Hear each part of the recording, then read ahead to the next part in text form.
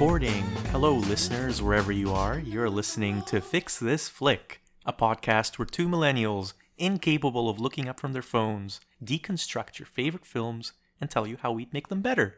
I'm your host, Ali, and joining me for this episode is a very special guest, my brother Anis. Hey everyone, so I'm glad to be on this podcast. I've been listening for a while. I did enjoy the last podcast, that was about Whiplash. Oh yeah? I did like J.K. Simmons and the ending. The thing is, I did agree with a lot of your points that the ramping up of intensity was a little too much. And yeah, I'd say it's too long of a movie, could have been a short.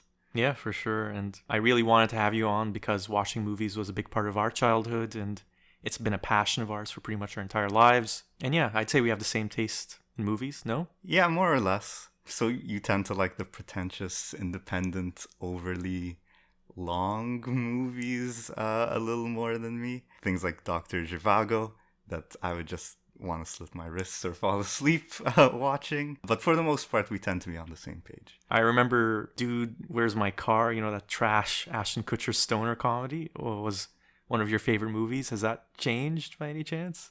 Well, that was maybe one of my favorite movies when I was a teenager. So things have changed since then. You finally seen the light and realized it for the abomination that it is. You kind of have to accept it for the kind of movie it is to enjoy it, I would say.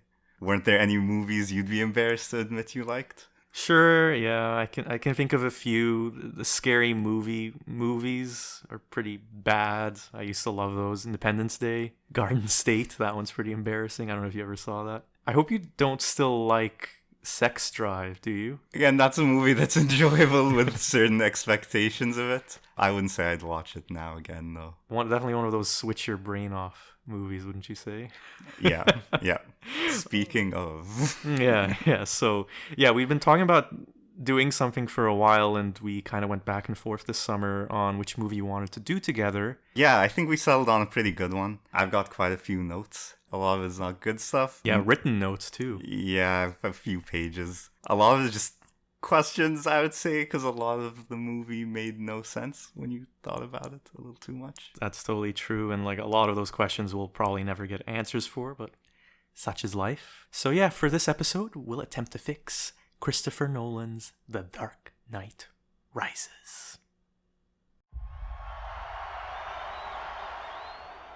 Oh, say, can you see by the dawn's early light? You are as precious to me as you were to your own mother and father. I swore to them that I would protect you, and I haven't. The twilight's last gleam.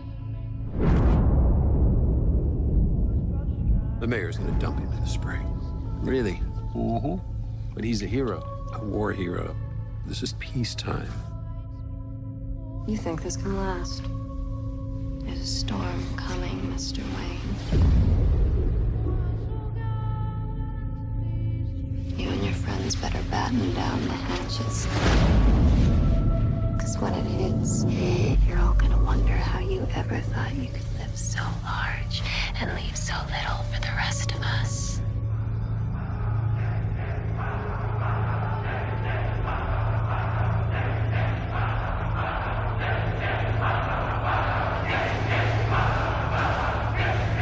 What does that mean?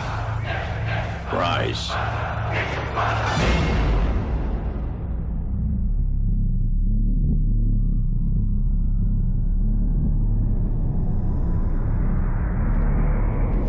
When Gotham is ashes, you have my permission to die.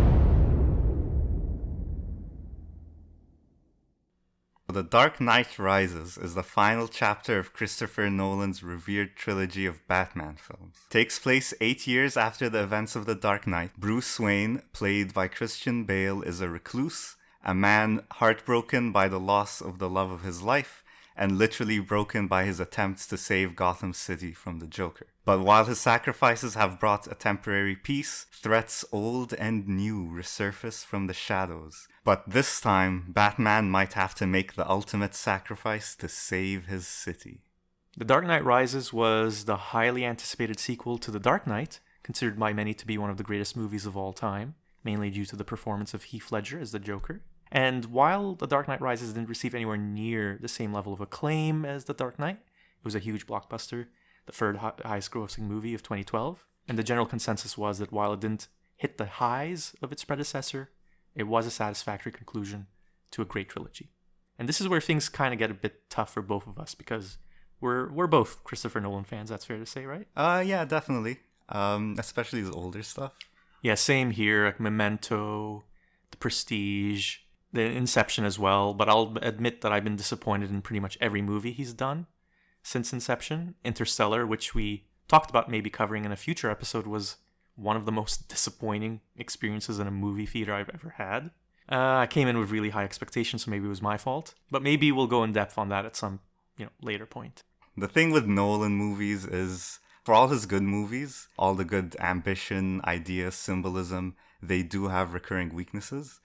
And as much as I liked The Dark Knight Rises, it does show a lot of those weaknesses in it. It really does, sadly. It's very true. So we'll talk about what worked for us in The Dark Knight Rises, so it's not all doom and gloom. We'll talk about what didn't work and see if we can come up with ideas about what would redeem the movie, or at the very least make it better. And at the end, we'll pass our final judgment on whether the movie's fixable or damaged beyond repair. Yep, and of course, before we get started, spoiler alert from here on out. So I've seen The Dark Knight Rises a few times, and what always really kind of impresses me about it, but also overwhelms me, is just how much this movie tries to do and tries to cover. So it was the culmination of the trilogy, so it was trying to finish what the first two Nolan movies did. So there was Batman Begins and The Dark Knight, and it has plenty of themes, darkness and light, the rich versus the poor, the truth coming to the surface versus lies to serve, noble ends, humanity's capacity for creation and destruction at the same time. And it really just hits you with all of that. It is a long movie, and yet to me, watching it this time, it felt like the running time didn't do all those things justice. Yeah, I would agree. They weren't able to fully flesh on a lot of the themes that they were trying to bring to light.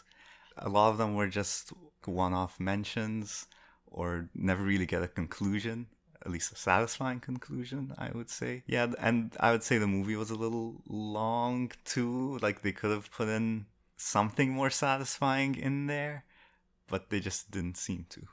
The movie just kind of throws you into the deep end right from the beginning. And you were talking earlier before we started recording about how if you're someone who hadn't seen the previous movies, it's kind of bewildering because you're just thrown into this Gotham that's 8 years after the events of The Dark Knight. There's no more crime really on the streets. There's a new act, the Harvey Dent Act, which was made to basically imprison people who were involved in organized crime. It was kind of unclear what it was exactly. And because of that, the police are getting fat and lazy, and there's this looming threat that's not being talked about, but it's getting bigger and bigger. And you see Bruce Wayne, he's hiding in his mansion, and then, things kind of just get kickstarted from there, and the movie doesn't stop to take a breath after that. Yeah, totally. It even starts out with what I would consider a jarring plane heist scene, and it just keeps jumping from one jarring scene to another. I thought definitely wouldn't work as a standalone. You'd have to know quite a bit about the background and where the story started. The way I kind of described it, just like to other people, was it's like a roller coaster. So you're just going through this really high-paced roller coaster, and there's tons of sights and attractions and things happening on the side, but you're not really lingering on any of them. And that's actually a common thing in a lot of big blockbuster Hollywood movies nowadays. I can think of the new Star Wars movies as examples of the most egregious offenders of that, but pretty much any Marvel movie or any just big movie does that. Yeah. Even the more recent DC ones are all guilty of that. And the thing about that is that it makes you not notice the little I wouldn't use the word imperfections really, but just plot holes and things that just don't make sense because you're just going from here to here to here to there. Yeah, 100%. I don't know if they did that intentionally so you would notice all the little plot holes. It's hard to tell, yeah. It's hard to tell if it was on purpose or not. There are a ton of little plot holes, and it's easy not to notice them on a first watch because you're just constantly being swept by all the action and everything that's happening. But I felt as soon as you spend a few seconds thinking about what just happened, the whole thing kind of starts to unravel. Yeah, it's like a sensory overload in a way. Yeah, and, and a distraction tactic maybe. I don't know. I don't know if you can give them that much credit. What I felt like as well of this movie was that it was kind of rushed because I feel like some of the plot holes in this movie, if you just think about it for a second, it clearly came from just convenience and wanting to get things done. Yeah. The intro that you talked about, so plane heist, what I was thinking when I was watching it was they clearly thought, okay, we had that big heist opener to The Dark Knight and we have to do something to top it. And that's kind of what the problem of this movie is. Everything it's done is a reflection of how we have to top what was done before. Yeah, I think so. Also, it gave some good shots for a trailer. Yeah, I'd say. Yeah, that's always important nowadays. Oh yeah. I remember actually that there was a lot of talk about how Christopher Nolan was going to shoot some IMAX footage for this movie, particularly in the intro, and I think that's kind of where I noticed that Christopher Nolan has changed in recent years, where he's more focused on like the spectacle, maybe? Than grounding his movies in a simple, straightforward story. That's why it's frustrating because I mean, I talked about Star Wars and some of the Marvel movies and all that. And the difference I feel like with these Batman films, so the Christopher Nolan Batman films, is that clearly that there was a lot of time and effort put into the characters and the story and what everything was supposed to symbolize and what themes were being explored. It's just, to me, it felt so rushed. So you go from this introductory scene where we meet Bane and then we go to Gotham, and then we are introduced to Catwoman, and then we're introduced to this rookie cop, and we're introduced to all of these characters. The rookie cop turns out to be Robin, spoiler. And then we're also dealing with the trauma that Bruce Wayne has and Alfred's feelings about it, and this is all hitting you one scene after another. Boom, boom, boom, boom, boom, boom, boom. Yeah. Precise. Yeah. So kind of a big fix to suggest like early on here, but I was initially thinking at looking at the example of something like the more recent DC movie, the Joker movie with Joaquin Phoenix. Right. Very simplified storyline, very clear arc of a character's just descent into madness. And I thought that maybe this was something that Christopher Nolan could have done more with The Dark Knight Rises, even though it's supposed to be an action movie, but just as grounded in something more simple and less spectacle driven. But I realized that, this had to be a big commercial action movie. It had to top the last two movies, and it had to close out all the themes, and it had to end with, an all or nothing city at stake kind of big conclusion, which for some reason that's always the case with these movies. And so I respect that Christopher Nolan was working with all of these, expectations. And I thought maybe this should have been split into two movies. Well, what do you think of that? I don't know if that would have fixed it. I can understand your point, though. It would have allowed them to flesh things out a little bit more. But just from previous movies or franchise movies that have done that, like The Hobbit, Harry Potter, it didn't really seem to improve the quality of those movies. I think the issue with it is, and you sort of mentioned this already, that the focus now, even from audiences, is more on the spectacle than on good dialogue or coherent storyline. And again, it's kind of the same thing you were talking about with Whiplash. Once you start by raising the tempo, you have to keep taking it higher to the next level. And I think that's basically what happened with this movie. They had to keep taking it higher and higher. And it came at the cost of, in my opinion, its quality. I think where the difference is with me with this one is that I can think of just an example that comes to mind is probably the Harry Potter movies. So they ended the last one as a two-parter. There wasn't enough content to justify doing what they did. And I think The Dark Knight Rises has the opposite problem where you have so much content. So you have Bruce Wayne, and he's going through this trauma of losing the love of his life. And he kind of has stopped believing in what he wants to do because he doesn't want to live anymore. But he still cares about the city that he's kind of neglected while he's been in hiding. So you have that. Then you have the rookie cop, or young cop, I don't know if he's a rookie, Robin character, who's also an orphan. He's kind of always known that Bruce Wayne is Batman because they kind of share this common background of being orphans and they having to play the role of fitting into society and hiding the anger. And then you have Catwoman, who grew up poor and underprivileged and just kind of wants to have a clean start, an escape from her past criminal life. And then you have the villains. And then you have Alfred, then you have Gordon, who it's kind of mentioned very quickly that his wife and kids left him. Yeah, it's mentioned like in passing, like, yeah, his wife left him. Yeah. So I would say that's a whole bunch of very important characters that the movie doesn't spend much time with. Like, you get that one scene and then it's moving on. Yeah. And there was so much there that I think that I was thinking of where you would end the movie. So this is jumping a bit ahead. So what happens is that Batman eventually gets this big confrontation with Bane. And this is a confrontation that Alfred was worried was going to happen because Bane is, driven by the power of belief. And Batman doesn't really believe as strongly as he once did. And so Bane breaks Batman's back. And he sends him to this prison on the other side of the world where he can just watch Gotham City get destroyed. And I figured that's a good place to end the movie because then you have that tension building, and then it ends where the villains are winning, kind of like an Empire Strikes Back kind of thing.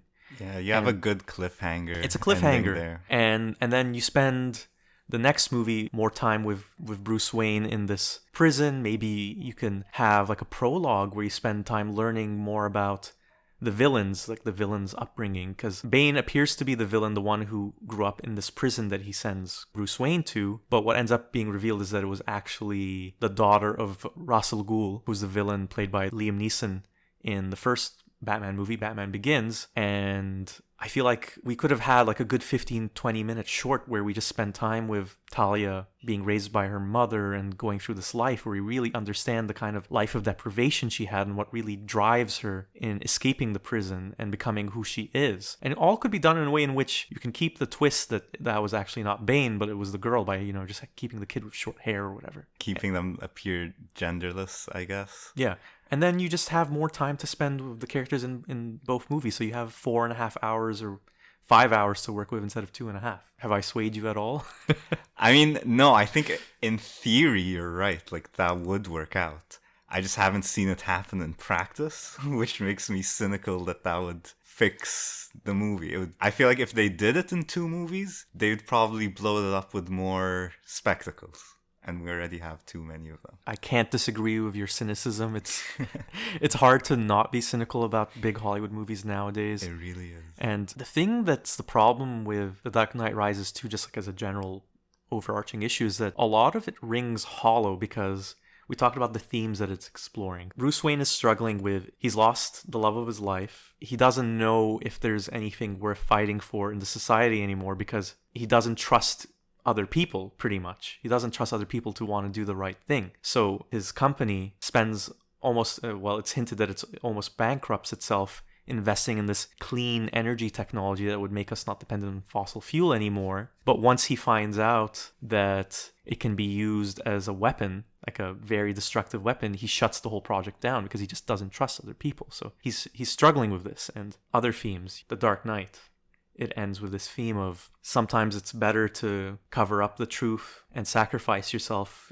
And this was done by Bruce Wayne, Batman, to not reveal the horrible person that Harvey Dent became. Like, he's driven by madness and becomes a killer. And so this movie is also trying to rectify that by letting the truth come to light, not burying things in the shadows anymore. Yeah. And that was one of the themes I'd say I really liked about this too. movie. Yeah. That they built this piece based on a lie. And the lie came back to haunt them. Came back, I guess, both in the form of Bane and both in the form of the lie being exposed. Yeah. That their piece was based on someone who did some horrible things, who was called a martyr or a hero, when the actual hero was pinned for it and gets into trouble with the law in this movie. Oh yeah, so there's a scene where earlier on, so this is when we first see Batman return because he finds out about this threat of Bane, and there's this big heist at the stock exchange, which is another one of the themes of the movie of the rich elites who kind of just take advantage of the system and betting with people's lives and livelihoods. And that's when Bane and his men, who I noticed actually, they all pretend to be these low-skill labor workers. So one's a janitor and one's a delivery worker and all that. So it's kind of like showing the underclass coming to rip the security away from these rich elites. Because Batman's been in hiding and everybody thinks he's the criminal, the big criminal of the century or whatever, all the cops go after him. Yes. One of many very stupid cop decisions that happen in this movie is when Bane is escaping the heist scene, all the cops are after him, and Batman makes his big reveal, I guess. I don't know if he was trying to be... He was trying to stop the heist. He was trying to stop Bane. Yeah. But as soon as he showed up, the cops suddenly decide, okay, drop everything, all of you, go on to Batman, and Bane literally just drives between them, just escapes. And you couldn't put one or two cop cars on Bane. You couldn't do that. You had to send all of them after Batman. Yeah, that's actually a great example of what happens when you try to have this really symbolic way of telling your story. Because the symbolism there is that Batman has become this vision of what evil is for all the Gotham police and for the city as a whole. And so it's represented by it literally distracting from actual crime. From the actual crime. I guess. The actual threat. I would like to think no properly functioning police department would ever life, just do that. They would keep following both of them. Well, so that's the thing. The plot isn't structured in a way in which it grounds itself in real characters and real situations. It's always dealing with this very symbolic, surface level exploration of the themes that it wants to explore instead of really grounding them in the characters. Yeah.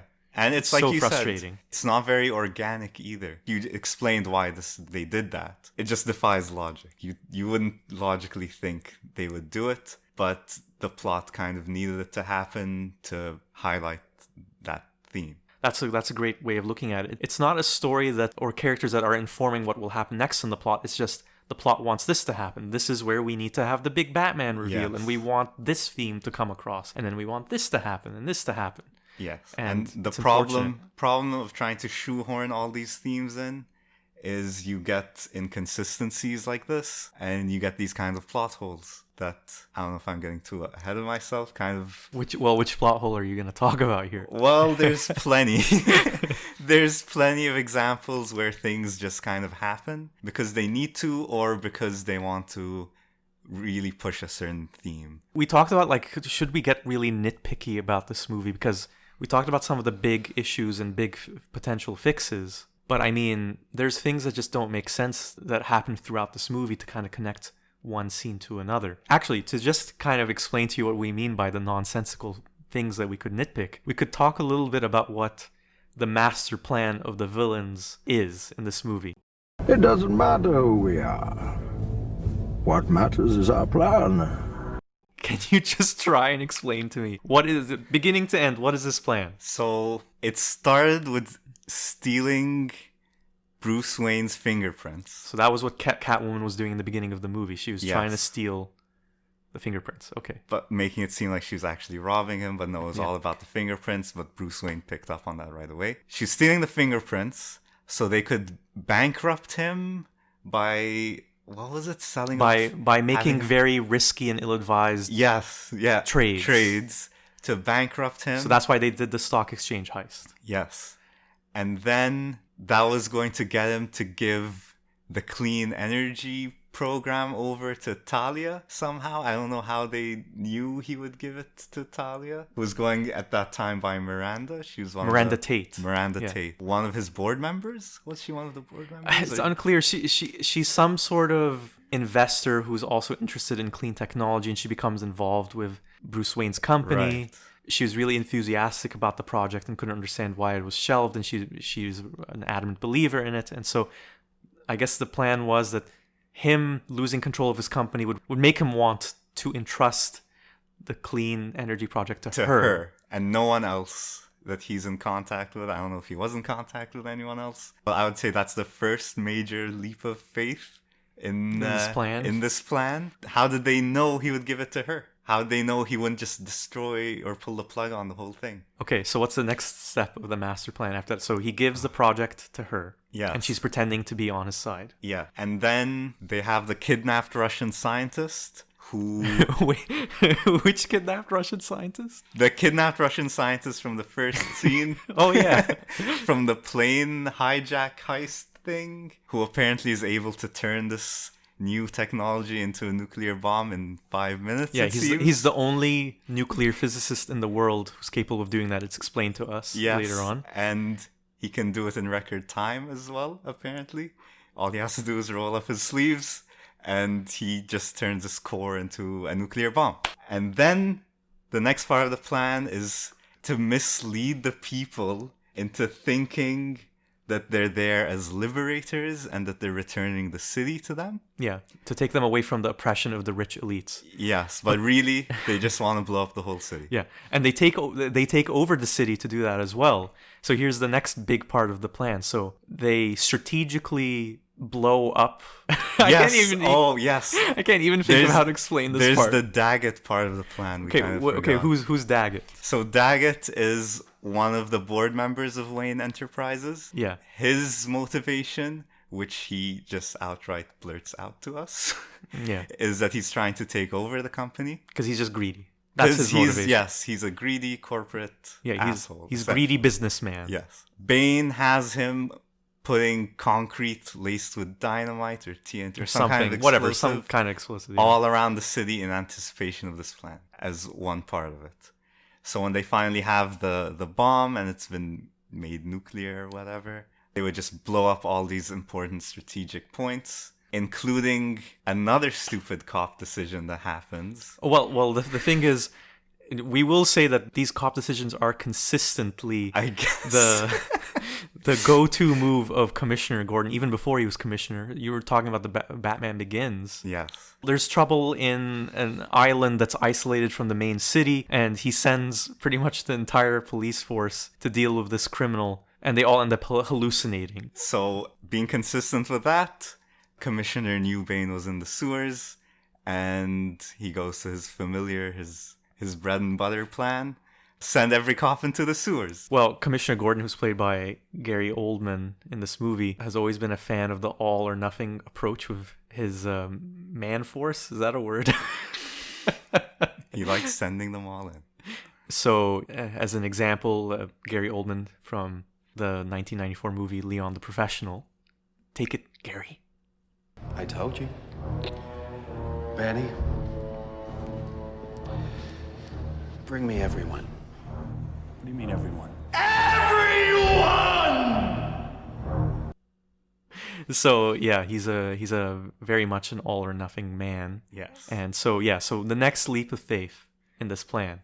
The next leap of faith is Bane somehow knew the commissioner was going to do that. Send all the cops into the sewers, and he blows all the entrances to it. And traps every single cop except for like a few dozen, was it, that didn't get sent in? Yeah. And he traps them in the sewers. Yeah. So and he takes over the city. And he blows up the mayor too. Oh yeah. Yeah. So here's the thing that he does. He somehow they've been working, him and his evil henchmen, who we don't know anything about really. No. Yeah. So all we know is that they're just fanatically loyal. Yeah. And they're willing to lay down their lives for him and his cause. We don't know why. They just keep telling us that Bane has a bunch of mercenaries. This crew of mercenaries, over what must have been many months, coordinate this massive undertaking of blowing up all these points across the city at the same time. And all about police noticing, all about security people noticing. So now they have the city under control. And so yeah, they lie to the city to... Right. So there's no real despair without hope, as Yes. Bane says. So he wants to give people hope that they have a chance. And all of this is an elaborate plan that's just to torture Batman. Yes. Yeah. And all for revenge, it is revealed at the end. But not even Bane's revenge. Not even Bane's revenge. So Bruce Wayne does do as, I guess, the villains predicted and gives control of the Clean Energy Project to Miranda Tate. they make love, and they talk about their shared tough upbringings, where it's kind of hinted that she might be more than what she appears to be. Kind of one of those things where it makes sense looking back in retrospect. And in a key pivotal moment when it seems like she's been on his side this whole time, she betrays him. This is the part when she stabs him? Yeah, She betrayed him before. No, that's when she first. Yeah, she's been betraying him the whole time, but she Yeah, that's when reveals she her reveals betrayal, and it turns out that she's the daughter of Ra's al Ghul. She was mad at Batman for killing her father, and she never got a chance to say goodbye to him. She says something like that. So this whole plan was done for revenge. It's unclear if she truly believes in what her father was doing, or she just did it because she liked him. It's kind of like, oh, my dad always wanted to have his ashes thrown over this over this river, so I'm gonna do it. Yeah. Who knows if it's something she really wanted? It's kind of just like a leap, like an assumption that we're supposed to make as an audience, I guess. And Bane, who has seemed to be the villain the whole time, he is the villain, but he's actually just helping Talia because he loves her. That's all that appears to be the case. I don't know. Like, would you say it's a romantic love? I don't know, honestly. I feel like maybe he felt sympathy or pity for her because she was born in the prison with him. Actually, now that you mentioned, there is a line where it says something about how he convinced the other prisoners that her innocence was their redemption. Yeah. Again, it's just like a throwaway line Yeah. mentioned at some point that's supposed to completely explore. This is what I mean. Like, if you actually had more time, you could explore. You can flesh them out. Yeah, you can do them justice. That kind of takes me to the second fix that I really wanted to talk about with this movie, and I think you agree with me on this as well, is that the villains just have this really simplistic motivation for doing what they're doing. So Talia's is just revenge, and Bane is doing it for love. And you could argue that, well, a lot of our motivations sometimes come down to just these core powerful emotions, but the thing is, what they represent is something that's actually very complex and nuanced and grounded in our real world. So it's the battle of the haves and the have-nots, because society in Gotham, we've seen in the 3 movies, is broken.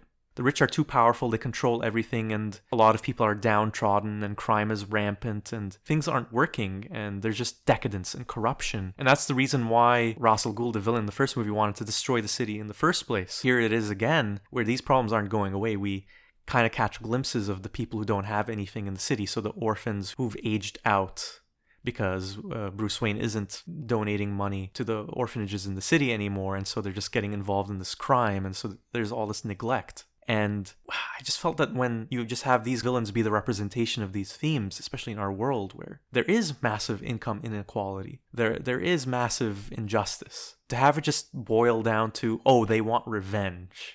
Yeah. And they just want to blow it all apart. It just delegitimizes and neuters these very real, tangibly real and powerful ideas that they're fighting for. Yeah, I completely agree. Actually, the more I thought about it, like the message that was kind of being conveyed, or what I picked up on, was it felt really anti-reformist. And it was weird because they spent the first half of the movie, and like you mentioned, the other 2 movies, the previous movies, talking about how corrupt the system is, how corrupt the politicians, how terrible it is, and how people are being stepped on, all that. And so you kind of start out sympathizing with them. But then when Bane comes in and claims to be giving the city back to the people, and anarchy and chaos ensues. Well, he's so blatantly lying too. Yes.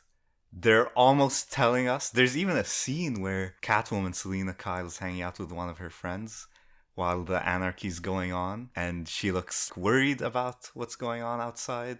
Oh, because rich people are being torn from their homes and just yes, being beaten and probably killed and robbed. And yes, so she's looking concerned about that. And her friend has this line where she says, "Oh, but this is what you wanted," which is either a misunderstanding of what the downtrodden people want, or they're just flat out saying, well, if you don't like how it was, is this better? It kind of bothered me, honestly. Yeah. I didn't like that. Well, because it kind of gives off this mentality that if you aren't one of the well-to-do people who has privileges in life, then all you want to do is just kind of blow it all up and tear the system down and just have chaos. Yeah. Well, the thing is, I do think that undercurrent of anger is something that is real and that we can see in our world For today. sure. Just look at the riots that's happening in the US right now. But that isn't just it. What people want is social justice, economic justice. They want equity. They want a good life for their families, for their children, for the future. They don't want to just blow it all up. Yeah, they want meaningful reform, but the movie shows them as just wanting chaos, just wanting to, just boils it down to, like you said, revenge. Yeah, because who are they in the first place? So we have the criminals who are just reveling in the damage and chaos, and you have the main villains, and then you have the mercenaries who are just thugs who don't have lines really and just are kind of drones who do Bane's bidding.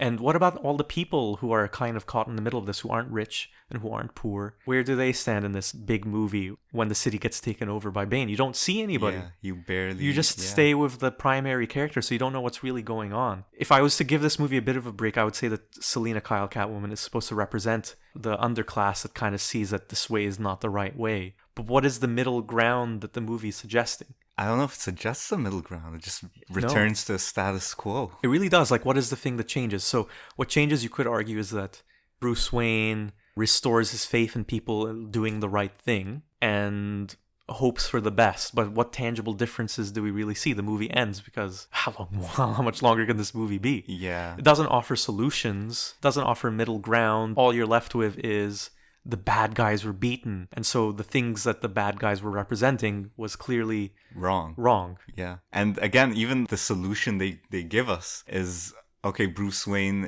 Wayne Enterprises is able to donate to orphanages again. So again, we're just kind of crutching on the super wealthy. Yeah, charity. Just leaning on charity instead of actually having changing true anything. Reform. Yeah. So again, that's not great. If you look at it that way, it really is the movie that comes from the mindset of an elitist person, like elitist system, elitist filmmakers. Yeah, I think so. I think they really did want to ground the movie in real issues. I think Occupy Wall Street and all that was something that was in the news often in those years, like around 2012. And I mean, social unrest has been a big thing for a long time, particularly in the US. They did that, but then they didn't ground it in the reality, gave it the justice that it deserved. Yeah.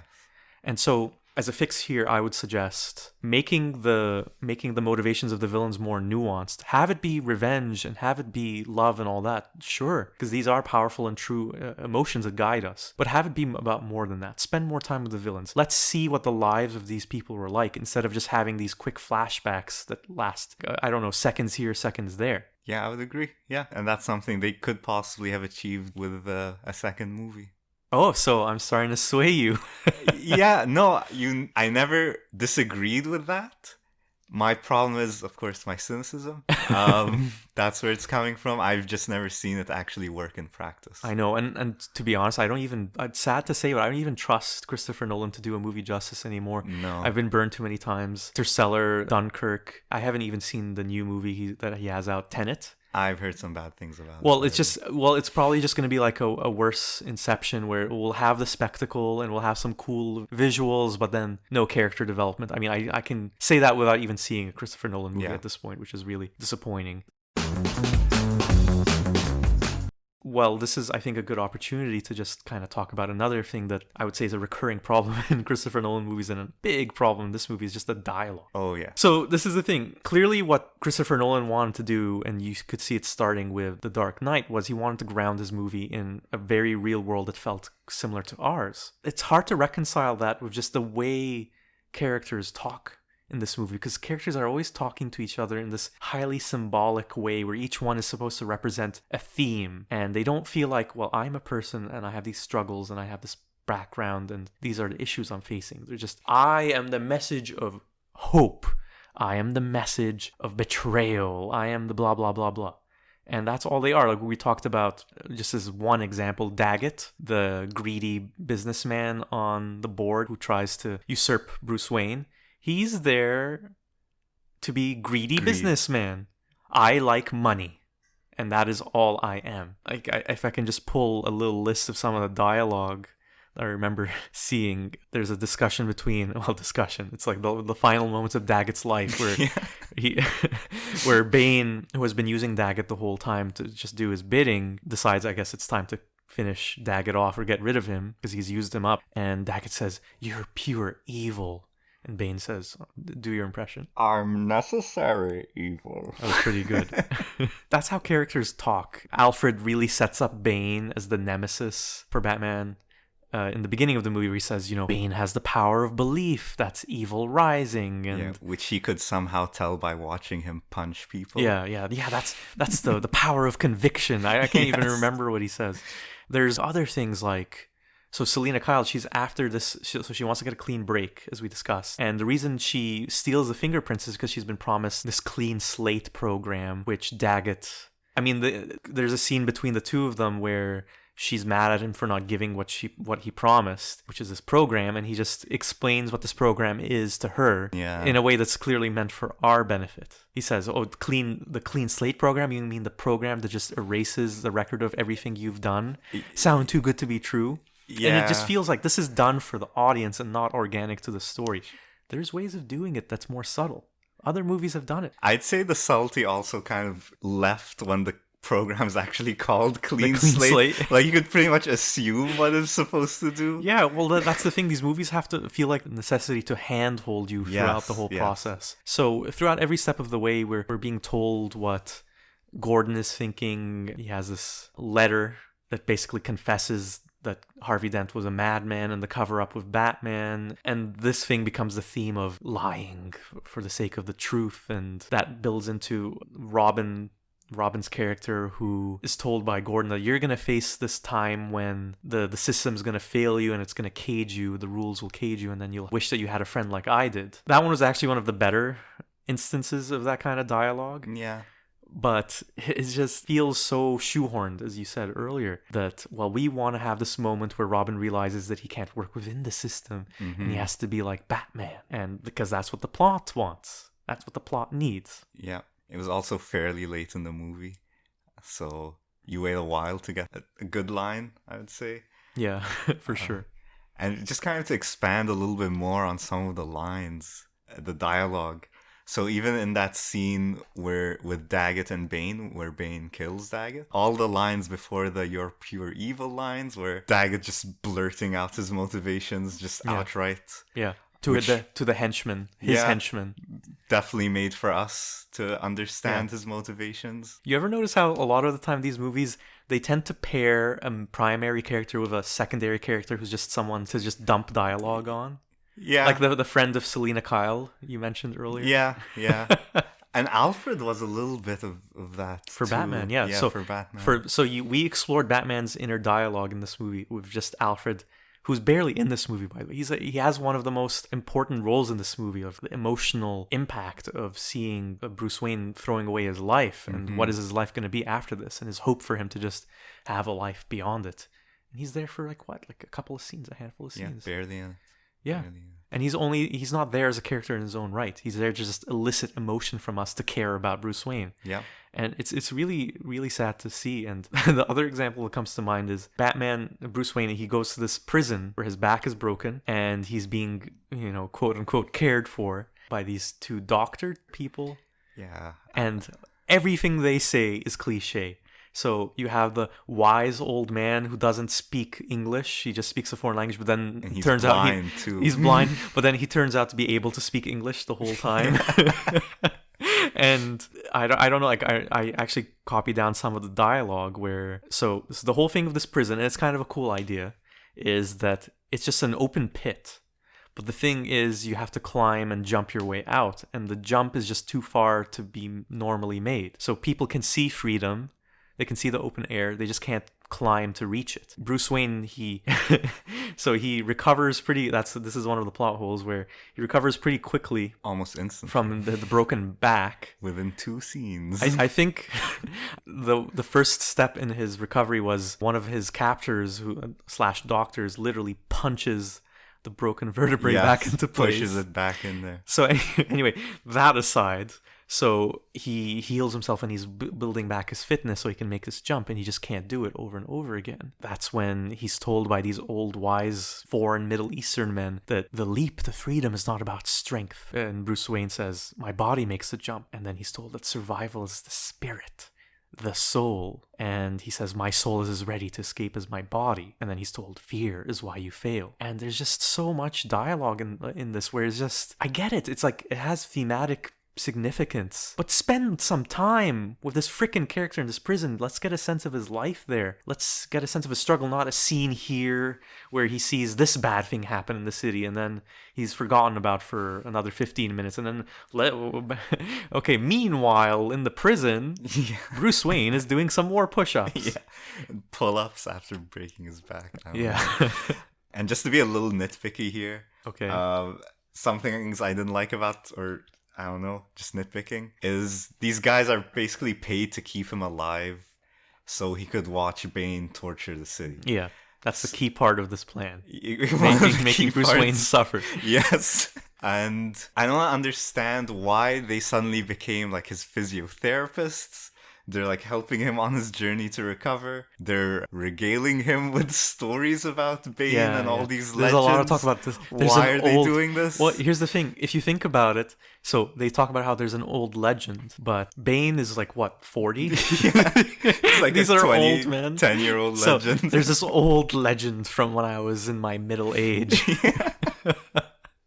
Happened last Tuesday, actually. Yeah, but it sounds more dramatic when you call it an old legend. Yeah. So I guess I realize this is being nitpicky, but yeah, why? Why? I mean, I guess we could argue that they were inspired by his hope. You could argue Yeah. that it wasn't really made clear to No, us. again, we're repeating the same thing at this point where these themes are there, like the theme of hope. But the problem with hope is that you despair when your hope isn't fulfilled, but you need hope to live. Begin with, yeah. Yeah. And the thing is, it's not served justice. And it's so disappointing to see. And a fix here for me would be look at your dialogue and try to ground it in more reality and where just let the context of the scenes and the plot drive the themes instead of just having the characters just talk in this way as if they're, I don't know, it just doesn't seem like they're real people. And I get it. It's a comic book movie and there's a lot of fantastical things that happen in it. But if Christopher Nolan's going for this more grounded, realistic world experience, then start with the dialogue. The funny thing is, so he writes a lot of his movies with Jonathan Nolan, his brother. One of my favorite TV shows of the last few years is Westworld, which is on HBO. It was co-created by Jonathan Nolan and it has the same goddamn problem. Interesting ideas about what is identity and artificial intelligence and free will and what makes us who we are. And then you have the most clunky, moronic exposition dialogue where it's just being dumped on us and characters are talking to each other in a way in which they're not talking to each other really, they're explaining things for us so we don't have to think. Movies can convey these ideas and these symbols of the stuff I was talking about earlier, is like fear is why you fail and survival is the spirit. Bruce Wayne isn't fearing death and he thinks this makes him strong, but it makes him weak because fear is what drives you to want to survive. You can have all that without it being fucking spelled out. It's just so frustrating because it's insulting to the audience's intelligence, really, and it just takes you out of the experience. Yeah, I completely agree. So cut that dialogue out. Trust in your actors and trust in your story to convey these Trust themes. in your audience to understand too, and to be Yes. intelligent enough to grasp from subtlety. And I think actually that's a common plague nowadays. Movies and shows just really dumbed down, really on the nose dialogue, and I'm guessing they do it to get the wide appeal and because they don't trust their audience to be smart enough to figure it out. Yeah, it's a shame. It's really a shame. And there's so many examples of movies that do it really well that Christian Bale has been in. Just I can think of one example is like The Machinist, where you're a fan of that, I assume. Yes. Yeah. So Machinist movie. is a very simple story. It's about guilt and redemption. And there's very sparse dialogue. And you're really left to kind of figure out things on your own in it. And so, okay, sure, it's not an action movie, but it conveys all these themes and ideas without having to spell everything out for you and without just having characters speaking in these unbelievable ways that don't feel grounded in reality. The potential is there. It just seems like the desire to do it is not, or because it's easier to just not do it, is what my conclusion must be. Yeah, I feel like it's easier now to focus on the spectacle pieces than to improve dialogue. And we do see that a lot, in my opinion, in a lot of modern shows, contemporary shows and movies. Game of Thrones comes to mind. Oh, yeah. The decline of its dialogue. Once it departed from the origin material Yes. is very blatant and clear. It's glaring, and it focused more on the spectacle at the cost of quality. But I think maybe that's just because a majority of the audience might not care about dialogue. I think that might be it. They care more about the spectacle. It's hard to say because I think with movies in particular, they realize that they're competing with, Netflix and all kinds of other forms of entertainment now. So one of the few things a big cinematic experience can have is spectacle. So they feel like this is the only way we can get people in theaters. There might be some truth to that in a sense, but I don't see why the spectacle has to come at the expense of the other things. You can have both. I know, I agree, but that's what's been happening. So it must be happening for a reason. Can only we're not in the boardroom, so we can only guess. Yeah. Speaking of big spectacles, let's jump to the ending of the movie now. The final part of the plan is that this clean energy fusion thing has been turned into a nuclear bomb, and it's being moved around the city by Bane so that it can't be detected because you can detect radiation, and it's been removed from its power source or something, so it's like stabilizer. Yeah, so it's unstable and it's decaying and it's going to inevitably explode. So the whole thing that's happening now is that Bruce Wayne is trying to get back to the city so he can stop the bomb from going off, and that's what Gordon and the handful of police that aren't trapped underground are trying to do as well. So it all comes down to this one day. So basically this bomb is going to destroy the whole city, and are the villains going to prevail? We all know what's going to happen, but it just felt so disappointing that this is what it all had to lead up to. I get it. You want the stakes now to be the entire city is at peril. And just to compare to how The Dark Knight ended, so you had that very interesting ethical dilemma of what the Joker basically does is he has these two fairies. They both have the capability of blowing up the other boat. And if neither of them decide to do that, both of the boats blow up. And here's the interesting thing. One is filled with convicts and one is filled with normal civilians. The Joker's plan is that they're all going to die and kill each other. They'll want to kill each other because humans are inherently selfish or whatever, and they end up not following what he thought would happen. So humanity is redeemed. So it's a very interesting conclusion. A lot of insights into like this kind of battle that the Joker and Batman are having on what people are like and what is worth saving in this world. And it's so disappointing that they decided to end this movie on big villain, wants revenge, wants to blow up city, wants to make city go boom boom. Nitpicky thing here too is I never understood how there was a ticking time bomb in the scenario of, can you count down to the exact second when a decaying nuclear device will finally just explode? Meltdown. Yeah. Will melt down? Well, Bruce Wayne, I guess he finds out through Lucius Fox, who's Morgan Freeman. He's kind of like Q to Batman in these movies. He finds out from him that the bomb's supposed to go off in the city. But how does he know? It isn't really explained, but what doesn't matter because the plot needs there to be a countdown. Limit. Yeah, a time limit, and it's all built to this one day. This is a tough fix because I can't think of a better ending per se, because what they wanted to do is have Batman make that ultimate sacrifice of killing himself, taking the bomb away from the city to protect the city. I just feel like maybe there was a way of doing that without having to have the high stakes of the whole city being at peril, without having it be a bomb. These are the supposedly best creative minds that we have, and that's what the best they can come up with. This is kind of being unfair because I can't think of anything better than that, but there had to be something that could have been more interesting, right? Yeah, I'd like to think so. I mean, they managed to do it, like you said, with The Dark Knight. They came up with an interesting end set piece that had more to say, had actually something to say, other than, as you put it, make the city go boom boom. Yeah. So there must have been something. Maybe they just got lazy, or they couldn't find a way to fit it in with their themes, which is a theme of this movie. They wanted the movie to end this way. They liked, I think what must have happened was, the setup was Alfred tells Bruce Wayne that I have this fantasy where I'm just in Italy and I sit down in this coffee shop and then I see you there. And you're just with this woman and you're happy and you've left all this behind. You've left Gotham behind because there's only pain for you there. And we don't say anything to each other and then we just go our separate ways and I know you made it. Clearly the idea was we want that to happen in the end and we want to trick people, the viewer, into thinking that he sacrificed himself. Yeah. And they set that up with, so he takes the bomb away from the city in the end with the flying bat. The bat. Bat.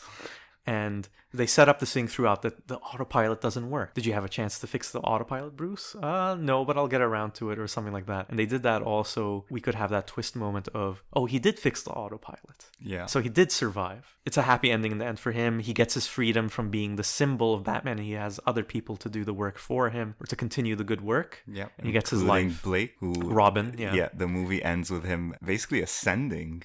Yeah, he's the new Dark Knight. The new protector. So they were so committed to that, well, we just have to have it be a bomb, or else it doesn't work. I think that if you have a creative project, you shouldn't be so committed to having something beginning or ending in a certain way. You should have it be more organic to what you would say is true to the characters. Yes. And just an added note, actually, now that I think about it, their whole thing with Harvey Dent, or the lies coming back to cause trouble. By us talking now, I realize that Batman basically ended it with another lie. Yeah, he did. Yeah. He kind of did. Yeah. So I guess this one's less harmful, but still a lie. I don't know. It's kind of ironic. It is ironic. Yeah, I didn't think about that. It's really an emotional roller coaster. And I have to admit that I did feel emotionally moved by that end. And a lot of it is done by the music. The soundtrack is really great in all of these Christopher Nolan Batman movies. Hans Zimmer, I think, is the composer. And it does have its moments where you really connect with the characters here and there, and you just get kind of swept by the spectacle. It's just a shame that a lot of the movie doesn't do those themes justice. And if we want to move to final judgments, so yeah, you can go first. Is this movie, The Dark Knight Rises, is it fixable, fine just as it is, or damaged beyond repair? I did agree with a lot of your fixes. My opinion is that there's just too many. They're too big. I think it's not fixable. It's doomed to be what it is. But that being said, I know I just spent a lot of time crapping on this movie, but I actually enjoyed it. We talked about the themes that I liked. There's some fight scenes that were good. There were some that were bad. The main one with Bane, the first one, where Batman gets his ass handed to him. I actually really like that. There was some cool stuff in there. Some of the other fights, some of the choreography is just brutal, like people getting knocked over without being touched. Yeah, there's a few of those. I think it's just one of those movies you kind of have to accept it for what it is. Try not to think about it too much. Much like your much beloved Sex Drive. A little bit better than that. But the same concept, yes. You just accept what it is. Try not to think about it too much, which the movie does do a good job of distracting you, I'll say. But no, I think the problems are too many. There are a lot of small problems, nitpicky ones that we didn't really get into. There's only so much time. Yeah. Yes. There are a lot of major ones, but no, I do not think it's fixable. I'd like to be the optimist here a little bit and say it could have been fixable in kind of this ideal way I like my idea of making it into 2 movies and just, I guess, having them dedicate more care to the characters and the scenarios that they put them in. Could have been 2 pretty great movies because the bones are there, the ideas and themes are there. You just need a better storyline, better dialogue, more fleshed out characters, and it could have been but don't something you think greater. That's a lot to have to fix? It is. I didn't say it would be an easy fix, but I think it would have been doable if we just had a Hollywood system that was a bit more patient and that had it focus more on what I would say is the key to a good movie, which is characters and story. Themes do work on people. I know I keep on harping on the Star Wars movies, but there's interesting themes in those more recent ones, but they misuse them. They misuse them. That's what's disappointing thing for me. You could accept this movie as it is, but it had the potential to be something so much more powerful and impactful, and you can see it there. It's like it's there in front of you, and you can get tantalizing glimpses of it. No, I'm with you. And you want to like it because of that, but yeah, we can agree to disagree on this one. Okay, all right, so be it. Yeah. So we wanted to just share some recommendations for things we've been watching lately. Anis, anything you've been seeing lately that you'd recommend? Yes. So I finished watching a show on Netflix called Mindhunter. It's only about 2 seasons. I think it's being renewed for a 3rd. But it's a show that's basically about a behavioral sciences unit in the FBI in the 70s when they first start to identify serial killers. Oh, and interesting. They coined the term serial killer. It's a really great show. Any famous names of serial killers? What's his name? John Wayne Gacy? There's no Gacy. They do meet with Manson. Ed Kemper. I don't know if he's famous enough. Mm-hmm. He did some really messed up stuff. But yeah, other than Manson's probably the biggest one. Is it kind of like a procedural, kind of like Law and Order, or is it more of there's one storyline that's kind of going from beginning to end of the season? It's one major thing through the season, and yeah, so the point of the unit is they try to understand them so they'll be able to predict future indicators of serial killers, be able to find them. But yeah, just a series of really intense interviews with the serial killers. I think it's directed or produced by David Fincher. Oh, if okay. that helps. Oh, that definitely helps. Oh, yeah, I'll definitely check it out. I'm a big fan of Fincher. And I don't really have anything that I would enthusiastically recommend this time. I would give a solid thumbs up to, also on Netflix, Guy Ritchie's latest film, The Gentleman. If you're a fan of Guy Ritchie's older work, Snatch is probably his most famous movie. He's also done movies like Lock, Stock, and Two Smoking Barrels. More recently, he's done the Robert Downey Jr. Sherlock Holmes movies. And he randomly did Aladdin, the new live-action Aladdin movie. He did a King Arthur.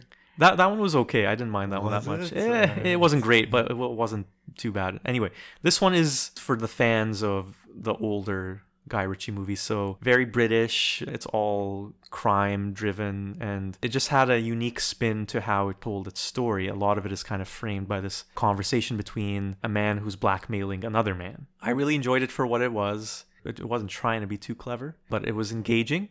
And it really was one of those movies that you just kind of get caught up in the storyline. And that's all you can really ask sometimes. And yeah, so I would recommend that for anyone who kind of likes crime, drama, comedies. So it has a little bit of that action, has a little bit of that drama, and has a little bit of that comedy. Yeah, I would second that. It's a fun, engaging crime flick. Yeah, classic Guy Ritchie. Yeah, you saw it based on my recommendation, right? Yeah. Actually, you've seen it twice. Yeah. And you said it got better the second time. Second time was better, yeah. Very interesting. I've only seen it the once. Yeah, okay. And I would mention a great performance by Colin Farrell. Oh, yeah. Definitely. Pretty funny. Funny in that hilarious movie. Character. Yeah. So that's our episode, The Dark Knight Rises, mixed on whoever can fix it or not. Thank you so much for listening to Fix This Flick. I'm your host, Ali. I'm Anis. Yeah, we're hoping we can have you again as a guest host in the future. I think this one went pretty well. And thank you for listening, and we'll be back soon. Now you have my permission to die. On that note, bye. No, it was good. It was good.